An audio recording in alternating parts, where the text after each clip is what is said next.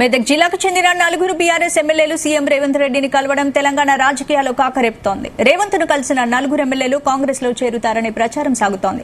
తాము పార్టీ మారేది లేదని నలుగురు ఎమ్మెల్యేలు చెప్పినా వాళ్ల విషయంలో రకరకాల చర్చలు కొనసాగుతున్నాయి. తాజాగా బీజేపీ నేత రఘునందన్ రావు సంచలన వ్యాఖ్యలు చేశారు.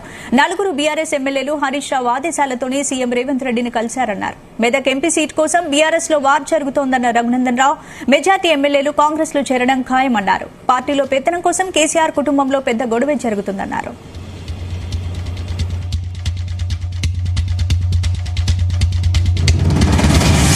ఎమ్మెల్యేలు పార్టీ ఎందుకు మారుతున్నారు సార్ అంటే నియోజకవర్గాన్ని అభివృద్ధి చేసుకోవాలంటే అధికార పార్టీలోకి రావాలి. ప్రజలే వాళ్ళని లోపిస్తున్నారు. ఇది భావభావాలు వల్లించినటువంటి భగవద్గీత. ఈయన భావం తెలియకుండానే ఈ జిల్లాకు సంబంధించినటువంటి నలుగురు ఎమ్మెల్యేలు హరీష్ రావు గారి ప్రోత్సాహం లేకుండా హరీష్ రావు గారికి తెలియకుండానే ఈ నలుగురు ఎమ్మెల్యేలు ఈయన ముఖ్యమంత్రి గారికి కల్పించగా ఏం జరుగుతుంది అసలు మీ కుటుంబంలో అనేది ప్రజలకు తెలుసుకోవాలనుకుంటున్నారు. మీ కుటుంబ పాలన అందరూ పంపించిన తర్వాత కూడా ఇంకా షార్ట్ వస్తే కుక్కలు కొట్లాడాడు, ఒకరు తూర్పు ఒకరు పడవలు కొట్లాడుతూ ఈ రాష్ట్ర రాజకీయాన్ని ప్రశ్నించేటువంటి కార్యక్రమాన్ని మీరు ఇంకా కొనసాగిస్తున్నారు.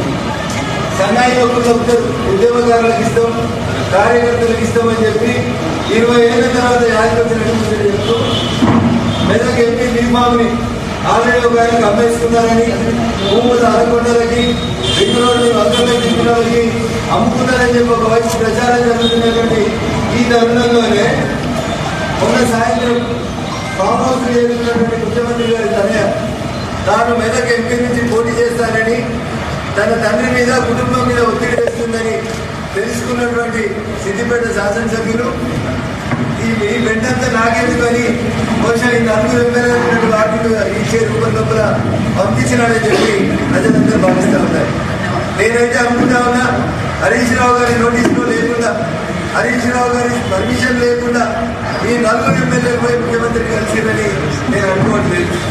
గతంలో ఒకసారి మనందరికీ గుర్తుంటుంది, రాజశేఖర రెడ్డి గారు ముఖ్యమంత్రి ఉన్నప్పుడు రెండోసారి రాజశేఖర రెడ్డి ముఖ్యమంత్రి అయిన తర్వాత గట్టండి సిద్దిపేట ఎమ్మెల్యే గారు ఇట్లా ఒక కోకే తీసుకుని రాజశేఖర రెడ్డి గారిని కలిసి అలా తెల్లారి ఏమైనా వాళ్ళు కూడా ఈ నలుగురు పెట్టినట్టు ఆయన కూడా అప్పుడు ప్రెస్ మీట్ పెట్టినట్టు అందరి మీడియా ఫోన్ చేసి చెప్తా ఉన్నారు.